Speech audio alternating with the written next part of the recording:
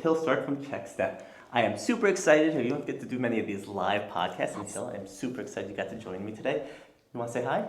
Yes, thanks for having me, Greg. We were supposed to be walking around in London, showing off the London sights, but in true London fashion, it is raining outside, so we are inside. It is raining. I'm glad. We've had 3 nice days in London. I'm like, this doesn't feel right. And then we woke up today and like it was pouring out. Yeah, Like, before you leave, let's remind you where you're at. Yeah, exactly. So tell us a little bit about your background. We've been talking for a while, Hill, and I'm really excited about it. I think Checkstep does some really cool stuff in this space that you're trying to build out. So high level, tell us what you're doing and how you got here. Yes, so Checkstep offers content detection. We like to use the phrase your access point to the AI marketplace. The idea is there's an arms race to the top in model creation, and we want you to be able to take advantage of it. You may hear that we're in trust and safety, which is very true. Trust and safety is just one part of the nucleus of content detection. That's where I got my start to then be in this space. I was with a few other companies, Spectrum Labs, who was acquired by ActiveFence, and then joined Checkstep about a year ago to help lead them in their partnership and customer success efforts.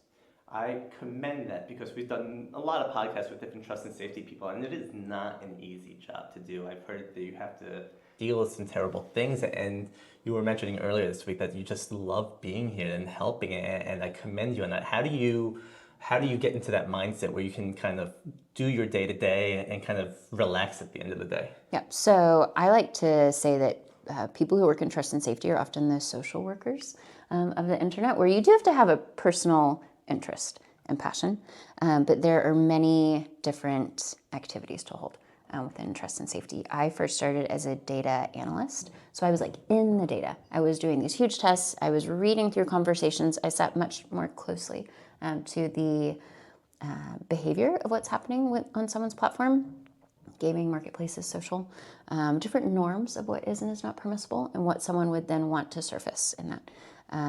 After being in data analytics, I then moved more so into kind of a pre-sales engagement where there's still data. I do think data is the currency that we operate in, but was helping the sales team and then the customer success team bridge what do we see on someone's platform that we think could be a really good fit for the tooling that we've built. And then based on that experience of having run proof of concept efforts in pre-sales, making sure that those findings didn't drop when it comes time for someone to actually use the tool in the customer success world. So having been more go-to-market client-facing in the last few years, it has added a bit of relief of not having to actually read or look at the images. But I do think at large, this is such important work. Of what people who are on the ground floor, the content moderators, community managers, what they are actually involved with day in and day out. Can you kind of give us from a high level, for people that may not know, what is the role in trust and safety in these studios? Do you let your users exchange content with each other? You need trust and safety, if the answer is yes. We'll take gaming, for example. If you're a single player gaming environment and you just get to make your character interact in the system, you may have not have heard of the term of trust and safety just yet. But if you let users chat with each other, if they're creating skins, if they're uploading images, anything where you can interact person to person, build a community. I think the community part has been acknowledged. That's how a game stays in business, is you need a strong community. You need awareness of what's happening. Every platform has a code of conduct. Maybe it's that they were proactive in that code of conduct. Maybe it's that regulation says because you operate in this area, you are held to these standards of what can and cannot happen through your platform. So first awareness, but then also saying what type of community are you wanting to harbor? How safe of an environment or clean of an environment are you trying to create? In gaming, and we're here in town for a gaming conference, there is an element of fun to maybe have a bit more colorful language, but that platform has decided in advance how far you get to go. Mm-hmm. When is it trash talk versus going into bullying? And they want to make sure that they're aware of it, but also they let you, the player, know, hey, you've crossed the line, that's not permissible. Let's re-educate you on this.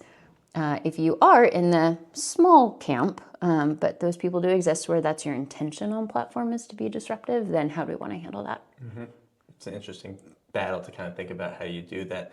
I'm curious, we've seen some news recently where there's other trust and safety companies like Sift that are closing up their doors. Yep. But you now see Checkstep, and you're kind of thriving right now, and you're feeling it. And we spoke earlier, and you told me for a while you're thinking about getting out of the space, and now you said you found Checkstep, and it kind of reignited that love for it. And the question is why? Yeah. I mentioned the two other brands who I'd worked for within this space, and a lot's changed in technology and AI in the last 5 years. Those other two brands were building all of their own ML, machine learning. So we were building models. We were taking data sets and saying, based on these examples, we then want to confirm or deny that certain behaviors exist on platform, which was great work. It was the only option until the end of 2022 when OpenAI, ChatGPT really started to come on the scene, and it shook things up. So Checkstep, because the other two brands have exited the space at this point. They didn't quite pivot in time. In this advent of AI detection, and I think it's for the better at large, it has raised the bar on what people can do behind the scenes and that time to value. It has changed this perception of, hey, your model is falsely flagging on this phrase. It's creating disruption within my community. I'm falsely penalizing players. Like in my environment, you can swear, but you're flagging on everyone who does that. Our old response used to be, thank you for your feedback.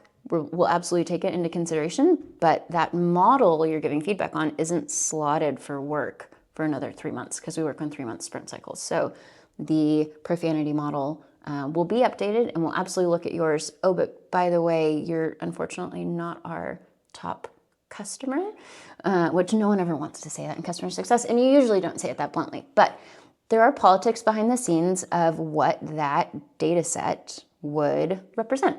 And if you have one huge gaming client that is very permissible on their platform or not, it will probably influence what everyone else's experience is. So that's how we used to operate.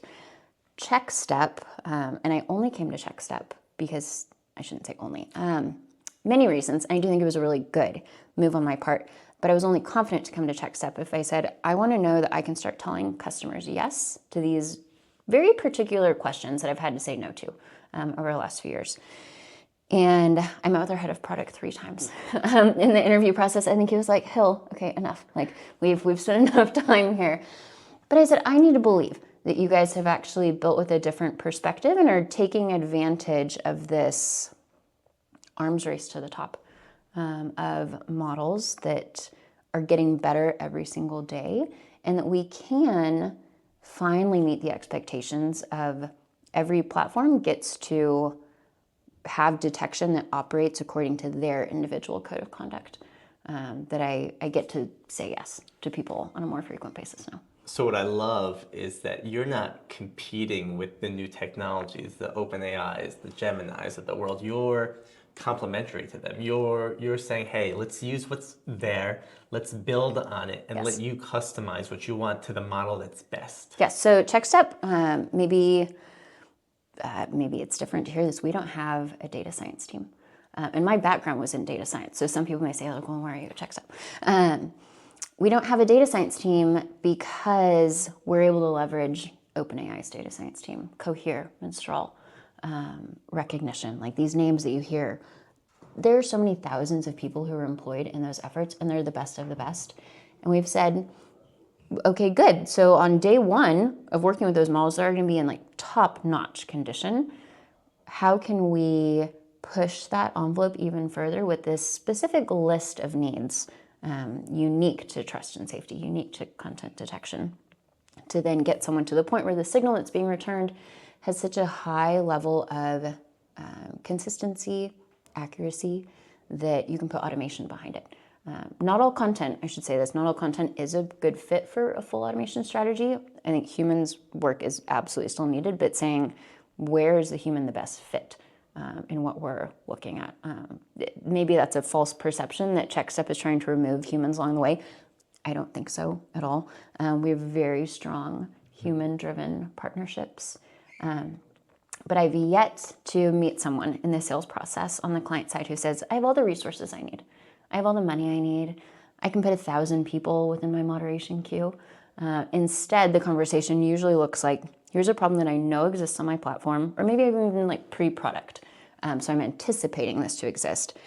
And here's how much I can allocate towards humans. Where can they do the job that AI cannot, but how can AI help them be more efficient and effective in their jobs too? So it's fun finding the balance. Like, what are your policies on your platform? What do you allow and disallow?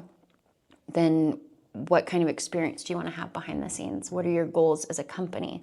And how can we best support that in terms of finding the human versus AI balance? I love that. We did a podcast with Adam Boyes. He's from a company called Bravado, and he mentioned how he loves to use AI. He looks at it as an Iron Man suit for your agent, right? You do know my last name is Stark, right?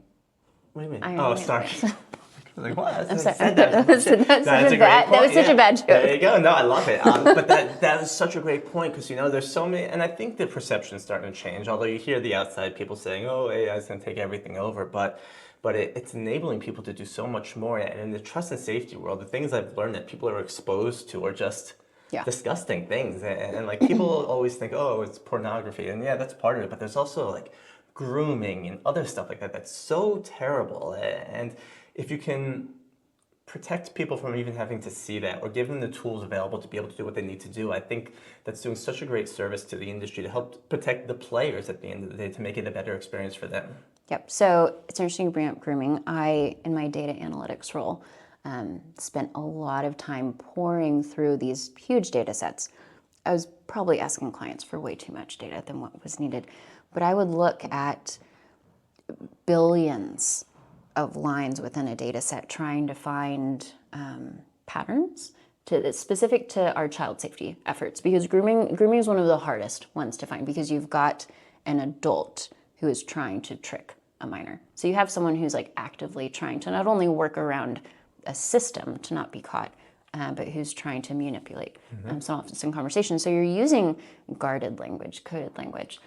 So there was a lot of work done to try to find patterns that then we could build into a model to say, this is how we know that type of conversation often progresses, starting with friendship and rapport before it ever goes dark.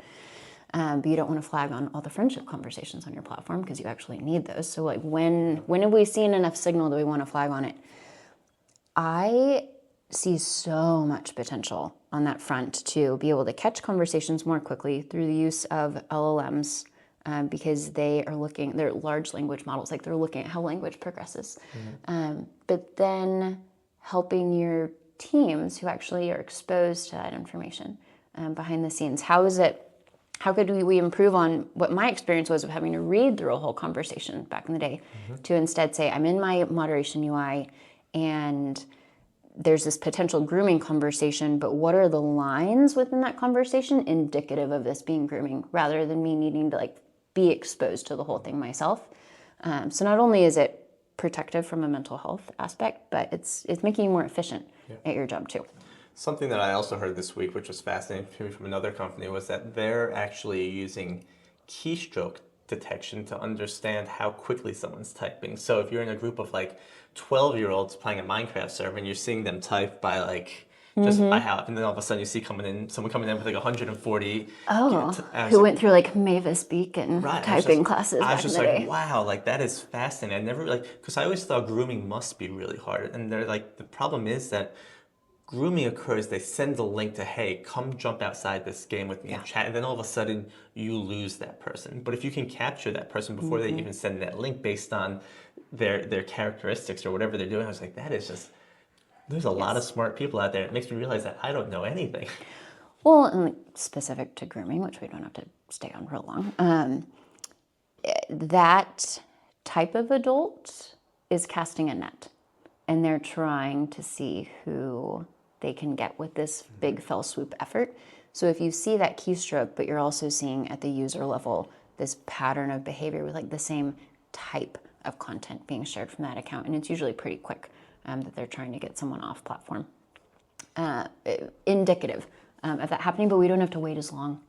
We don't have to wait until it really has gotten to that point of no return before taking action. You can alert that we think this behavior might exist to then have someone go and look at it just much more quickly.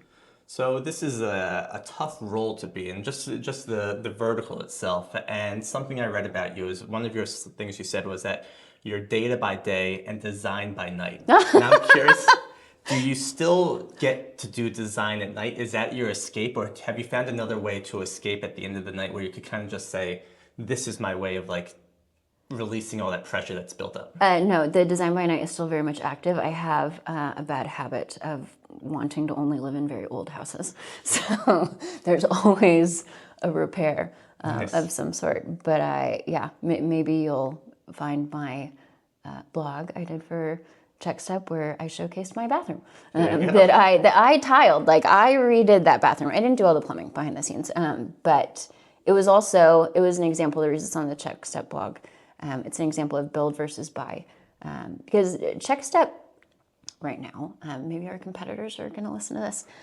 We don't have a competitor that we are constantly up against in the pre-sales process. Our competitor is the company just going to take this on themselves versus partnering with someone outside to help relieve the burden of those integrations with all these model providers.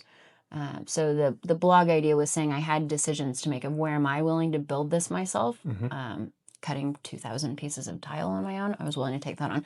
I needed to pay for the plumbing to know that this is going to go well.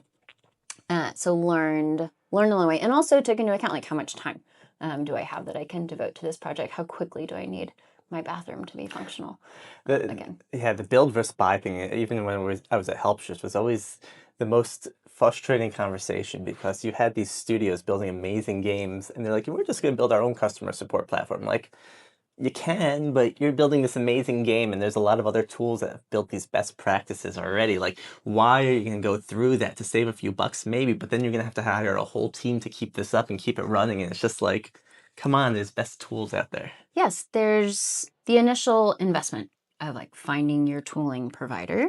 And sometimes that ticket price can feel pretty big. It has significantly decreased in the last few years. Someone buying SaaS tooling for content detection is probably looking at a contract of at least 50% less than they were 2 years ago because of how quickly we can process data. Process data behind the scenes, but also the models. And like I said, we don't have to employ this huge data science team. So we don't carry that headcount burden, so we can offer more competitive pricing. So you have it sounds like a sales pitch. I'm not trying to sell you on this. Take my money. Yeah, to take my money. There's the initial cost that you're going to see on the contract, but more so I would think, what is my long-term maintenance? And especially now with how quickly AI is advancing, what is my cost to know that I'm using the best of the best on a daily basis? So the idea of Checkstep is you integrate once with Checkstep, and then we help you figure out based on what is available within the AI world, what is the best fit for your platform, given what type of content is on your platform, images, text, video, as well as what can you allocate towards this. Is latency an issue? In gaming, latency is often brought up. You want real-time chat. You don't want a harmful message to ever even appear in the chat. So you're talking about sub-150 millisecond speeds. Only certain model providers right now are well equipped for that experience. You could go run all your tests, all your searches along the way, run 5 different providers across your data set. That sounds like a lot of time to then figure out, oh, Cohere embeddings is the best fit for me. I wish it didn't take me a month to come to that decision. Or you can say, someone else out there has probably made this mistake. Let me learn from it. So this idea that partnering with someone outside of your organization gives you insight to best practices, I truly believe that. Like, that's why you hire us, is to relieve the burden of the constant research of what is out there, because it will evolve. What is your day-to-day like? I'm a morning person, so I do start quite early. My day-to-day, we're a London-based company. I'm in the US quite a bit of the time. So my meetings usually happen first thing in the morning, so I've got overlap. Our head of product is out of London. I work quite closely with him, which someone a few nights ago actually at a event we hosted made kind of a funny comment about, they're like, why do you and the head of product need to meet so much? There's no way your product is evolving that much for like partnerships and customer success to need daily meetings. And he and I were like, but it was the first time we'd heard someone say that. We're like, but we are evolving that quickly. Like I can actually expect new features to come out on a weekly basis because we use AI behind the scenes to build what we're building. So go back to your original question. Meeting heavy in the morning. Lots of virtual FaceTime. Afternoons would be more so, let me actually get my work done. That is something I've learned since stepping into more of a director role. I'd been in ICP until now, is you are in meetings quite a bit, but they're fun. They should be fun. Strategy sessions, but you still are, especially in the startup space, tasked with getting work done, not just being in meetings. So afternoons, more work driven. A big part of my effort in joining Checkstep is to say, how can we scale our onboarding operations and make this more of a repeatable process?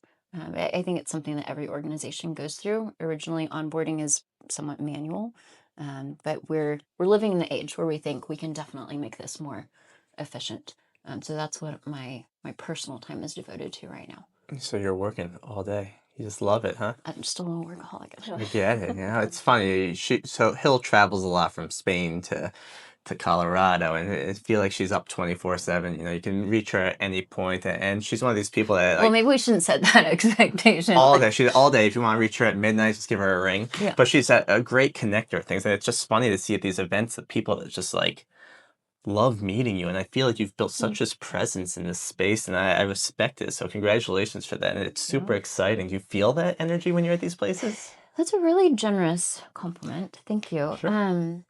I think that's what I enjoy most about being in the space. I've now been in this industry about 5 years, and it's evolved a lot. But by being in it a few years and you're attending the same conferences, you're starting to see familiar faces who've gone beyond a familiar face. Like they're a true friend at this point, and they have maybe gone to a different company. And so it's really fun to hear, what are you working on now? What problems are you trying to solve? I look forward to the conference circuit, which is maybe funny because I consider myself more of an introvert. Like I love my alone time, but I so look forward to getting this in-person FaceTime with colleagues. If you weren't in the role you're in, what would you be doing? Like not being in trust and safety at all. Yeah, would you be doing TikToks on how to redesign your bathroom? Just maybe. No, I think the design process has been really fun. Someone asked me in the last few weeks, how did you kind of get into this? How did you get into home DIY renovations? And I said it's because I had no money at the time. No, I decided to go back to school 10 years ago. And because as I said, like data is currency. I was working in digital marketing, kind of a different element of trust and safety. But what kind of experience do you want your users to have when you're on someone's website? And I was accepted into a PhD program to study data and information science. I personally studied like what makes people safe when they're safe online to share information when they're doing a dieting effort. Because I don't know if you've ever noticed on Instagram, people will share very revealing photos of themselves when they're trying to change their body in some manner, have a more healthy eating behavior, build muscle. So I was curious what makes someone feel safe to, because you would probably never send those photos like in your family group chat. But you post it to the internet. Yeah, but why not post it to the internet where anyone can find you? So I was very curious of what makes someone feel safe in that space, and like what is the evolution of how their content progresses when they have more perceived safety. But I went back to school, and I then had bought my first house in that same period of time, and I needed to make some improvements. So I had to learn how to do it at the end of the day. I did not probably follow all of the like safety protocol, learning how to use drills and saws and all that. But no, I think if I wasn't if I was truly out of trust and safety, it would probably be something having to do with home renovation work. Beautiful. Those are those hobbies I love. You can like just get out if you're angry, just start hammering stuff, and like it's like It's a nice way to just kind of have alone time. Yeah. At the end of the day. I garden. That's my thing. I love going outside What are and you gardening. growing? Nothing because it's snowing like crazy right now. But I grow all different types of berries, tomatoes, cucumbers, Oh, so herbs. the summer Yeah. items. Okay, you should get into cabbage. I think that's a cabbage, kale. I think those are I do winter kale. I do items. kale. I don't love cabbage. I'm getting more for it, and Okay. I don't know. We'll see. I have a lot of animals in my backyard. I gotta learn how to fight the animals off. Rabbits. Rabbits, squirrels. Every once in a while, a deer. You live in a park. I guess it's funny. I have a fenced-in yard. How did I see? I saw a deer jump over it once. I said, "Oh my God, deer could jump like that!" It just blew my mind. Farmer Greg's patch. Exactly. Yeah, exactly. That's my and with my kids, they help now. It makes life a lot easier. I tell them to go weed if they're being mean to me, and it's just a good escape. How old are your kids? 5 and 7. If you had like a catchphrase for this point of parenthood, what would you say? Like, I am thoroughly entrenched in. You also have a unique perspective coming from gaming. I'm sure your kids were exposed to games. I mean, the first thing I'd say is invest in alcohol. No, it's a learning process. There's no set way to do it. It's a tough gig, and everyone's like, "Oh, have kids. It will be the most amazing blessing in the world." No, I mean, I love my kids. I would not change anything I ever did, but like, my wife and I used to always look at each other like we could be buying convertibles, traveling the world, doing this stuff. Like, it's a very different style of life. And again, I would never change what we did. I love my kids more than anything, but it's like you change your life. Like, you can't go back at that point. And if you do, you're a terrible person. Like, it's tough. I love it, but it has is a bad days. Permanent lifestyle change. Yeah, I'd say there's probably more bad days than good days, but we all love each other at the end of the day. It's just more like quantity wise, but it sounds like the good days they're great. Probably pretty good. Yeah, definitely. It's just, my son's 7, he loves Xbox now, and we have to take it away. It's a fight, and like, I don't want to take it away for multiple days because I love playing it with him, but when you're a dick for that many days, like, no, you're gonna lose it. Okay, so you guys play together. We were starting to. He's not fun to play games with. He's mean. Oh, Yeah. would he get flagged by some of my tooling? He's mean to you, or he's mean in the game? Me. Okay. He's mean to me. He doesn't let me do what I want to do. He's very bossy about how to play the game. We play Goat Simulator 3. It's his favorite game in the world. It's an amazing game. It's amazing. But the Lego games are great. There's such great teaching tools as well. Like, even his school now gives him a Chromebook that has a game on it, and he's like, I want to get this game on my tablet. And it's a math game. I'm like, great, like, do it, man. Like, I'm all for this because it's teaching you math, and like, now I want to get him a game that can teach him how to type better, right? He's learning how to type, and like, there used to be a game when we were younger called Typing of the Dead. It was a spoof of House of the Dead. It was an old school shooting game in the arcade, and it's just used to start typing, and zombies are coming after you, and it puts words, and you gotta start typing. It's like these types of things can be such great tools for him to start learning this stuff. I don't have children, but I'm curious. We've talked about this before on the parenting aspect. What would be your source right now where you say, I want to know of a game that's a pretty child-friendly environment? So, not that I'm going to be totally hands-off while my kid's playing this, but I feel better knowing that they're going to go here. How would you find that game? Like, what would be your search to then say, okay, here's this list of games, and maybe I'll even play with you in this environment, but that you know that they've got some safeguards behind the scenes. Because I think there's so many options out there, and parents, for the most part, aren't saying, I don't want my kids to participate in this, but I want to have done my due diligence in advance. It's a great question. I don't have an answer for it. I don't know. What I'll normally do is I'll notice the IP. Is it Paw Patrol? Is it Lego? Is it, and like, I'll kind of know whether it is or not appropriate for him. But I don't think there's a true source. Like, I like IGN. I'll go check out reviews on IGN and see how they do, and I'll read a little bit about it. But especially on his tablet, he has one of these Amazon Fire tablets, and he can pretty much install whatever he wants, and it's limited to like kids games. But there's a lot of crap kids games out there, Yeah. right? And so I don't really think there's a true source for like, And if you want to find a loophole, like give something to a child because they'll find they'll break it, right? how to break it. They'll push everything to the edges, and that's the beauty of it. But it's also like I get messages like your son wants to download this game, and I'm just looking. I'm like, what is this garbage, right? Like all of a sudden I'm gonna start seeing charges come to my credit card because he's gonna do something. So I don't really think there's a true source, at least to my knowledge, that I follow out there. It's just more based on what I know. And that's okay. I don't know that there is a source of truth out there yet. Maybe that's what someone should take on, like the parenting guide to these are vetted environments.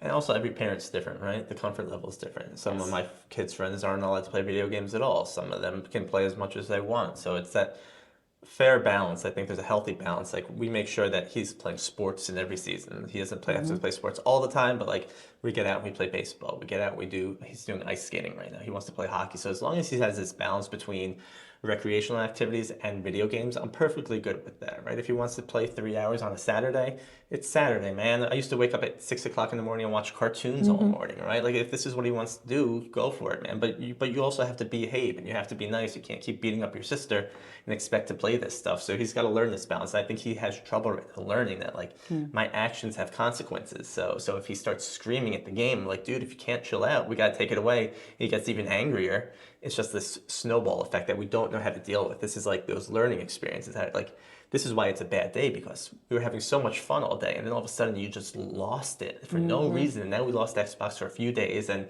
later he'll be sorry, but like, then you have to decide, well, all right, well, what do I do now? It's a juggling act. Emotional regulation. So I've entered gaming, and this is a gaming podcast, so it makes sense that we're talking about this.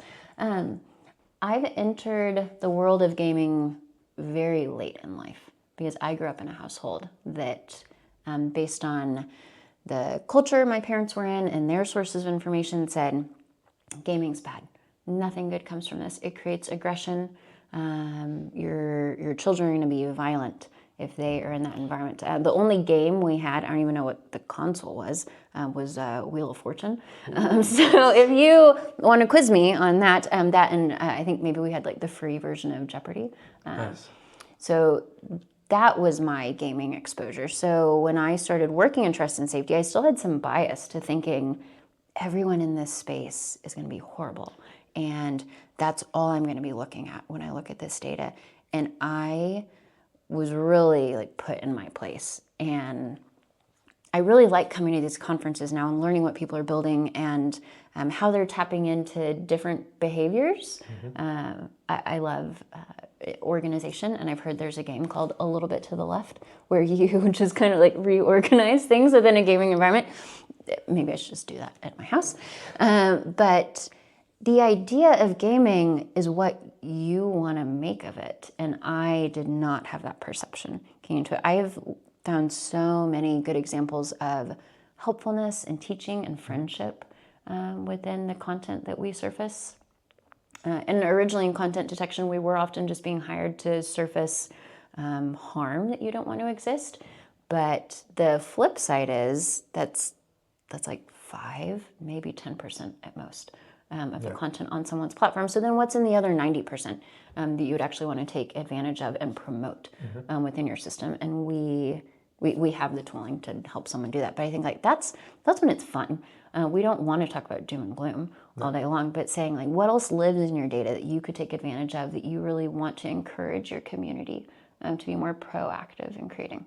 Yeah, a while ago, I think when we were talking to SIFT before they went down, under whatever we want to call it, when they closed shop, yeah.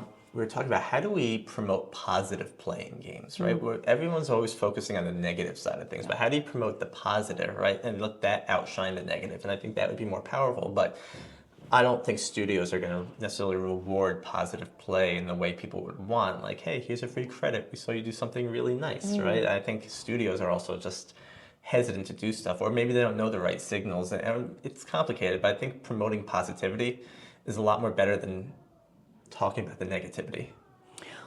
Often it's really difficult to be able to associate like dollar increases at the end of the day to what has happened in game. I do know that Modulate, they're a great top provider in voice detection. They've done a lot of work with Activision, of being able to show when you put this tooling in place and you safeguard to make sure that people are having a more positive experience. So that positive experience could be that you're reducing the harm that someone's being exposed to, but you're then also promoting the behavior you want to see. They have a really powerful case study about the actual money that comes about at the end of the day. Yeah. So I do think there's some evidence. There needs to be more because that's what someone wants at the end of the day. When I'm in a sales conversation and they say, show me that this works. Show me not only that I'm going to hopefully not lose revenue by putting this in place, but I'll get much greater buy-in if I can prove that I'm going to have increased revenue. Yep. I want more of those proof points. Yeah, I think that makes sense. So I know we're getting to time here. Couple questions I have are, something that's important to me is continuous learning. You said you went to school again 10 years ago, which is awesome. I can't ever imagine myself wanting to do that again, so I give you so much credit in the world for doing that. But as we get older and time is becoming more precious to us, how do you find yourself continuing to absorb new knowledge and kind of build upon that? I've become much more reliant on my industry's resources of items being sent to me. We were talking about what is a good cadence for newsletters. I really like the Everything in Moderation newsletter. It is tailored to the trust and safety community, but at large, it really keeps on the pulse of what has happened when it comes to regulation. What should you be abreast of? I think it comes out weekly, which is nice so that you're not being bombarded on a daily basis per se. I really like that. I love going to the conferences, but I could do a better job as well. I think we all could.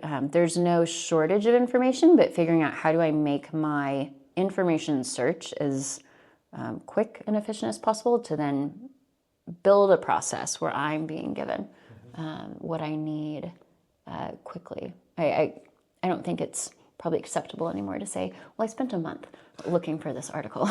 No, probably not. What about in the game world? What is the last game you played? Wheel of Fortune, Sega Genesis. No, I play Wordle every day. Nice. I love Wordle. And although some people may not consider it a multiplayer game, my family has turned it into a multiplayer game. We have a specific group chat called the Wordlers. And it's also a good way to make sure everyone's alive and healthy. If someone has not contributed their Wordle score in a few days, we'll be like, are you okay? What happened there? It's fun and a little bit competitive to see who can get it in 3 attempts or less.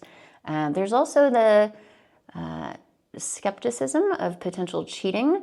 Everyone else in my family who plays is part of a couple unit in the household. My mom and dad, my sister and her husband, a few others. I'm the only single person household participant there, so no one can accuse me of cheating, of being in the same room of someone else who's just finished. Because if 2 people submit their scores within a few minutes of each other and they're very close, there's reason to question the validity that they played it on their own. My wife and I play together. Is that cheating? Wait, how? It's our like you sit next to each other and you say we use my phone and we're the driver. Okay. So I think that's cheating, but I'm not going to admit to it. I mean, if you were playing in my family group chat, yeah, that'd be cheating. But if it's a way for you to bond, I think the Wordle creators would be really happy to know that is what has extended from their effort. I know. It's not gamers that are playing Wordle. It's everyone. Yes. And so I would probably be in the prime spot for them to introduce me to something new, because I'm worried, because I think we're at 1,000 words or less left to go through the 5-letter Wordle pattern. You think so? Right now. We've at least gone through half, I think. It's an interesting stat. We gotta look into that. Yes, so Where are they the data scientists? Right. So they would know, okay, this community loves this. We need to introduce them to something new, so they're not panicked about what they're going to play at 6 a.m. a year or 2 from now. Yeah, I found it as all the games, and I hate some of them. Some of them are just, the games get under my skin at the New York Times, but. Oh yeah, you said if you lose at Wordle, you kind of cross it off for we had days. like a 90-day streak going on, and we lost one, or maybe we missed it. Maybe it was like New Year's, and we got home, and it's like, oh crap, and just like, do I really want to start this again? And then there's so back to Checkstep, back to the less wordly type of conversations. With Checkstep, what I love, and you talked about, was you and your product lead are close. And I think that's super cool, because again, you're not building the model, meaning you can focus on the platform. You can listen to your customers, hear what their feedback is. What are your plans coming into the year with, some of your competitors shutting down? How do you take a look at that path forward, and what are your plans? Yep. So, gaming, we see a lot of opportunity there, but we have had a lot of success in marketplaces, in reviews. Checkstep has not built itself for one industry, more so saying, here's a problem that we want to help fix, or a challenge that we want to help solve. So this idea, rather than saying content moderation, we've kind of started to use different terminology in the last 6 months of saying content detection, which helps take a step back of saying, what do I want to find within this huge mess of unstructured data? So we have quite a few opportunities, which we're seeing a lot of promise in, to say operationally what exists in someone's huge organization that they need for compliance and efficiency before they ever even take something to market. If you're a large video streaming platform and you've signed contracts to expand in a new country, that country has a code of conduct to say, okay, Netflix, you can't promote a movie with this type of scene in it within this country. Societally, it's not accepted. Well, how does Netflix know that that exists? Like in India, I don't think you can promote tobacco products. So is Netflix, do they have a catalog right now of knowing like every movie of theirs contains or does not contain tobacco? So we're seeing that the world of trust and safety, which is where we got our start, is maybe a certain department that is more human facing, but just business operations. We're seeing a lot of potential to say, where is your data, and how can we help you on that front? Is there company goals or OKRs you're allowed to share? Like, what does success look for like in 2026? Our tagline we've just come up with and confirmed last week is execution that scales. So we need to be better, and that's kind of the lens we need to make all of our decisions through in the next year, of saying, this process I'm putting in place, this decision I'm making, is it scalable? Because we are a startup. We have lofty, aggressive goals for client acquisitions and revenue to make investors happy. We're at that point now where we do have investors. So making sure that thank you, that we can hit those numbers, but that it's not purely dependent on just doubling our team size. We have to be a bit better than that. That's for Checkstep. What does success look like for Hill in 2026? Yeah.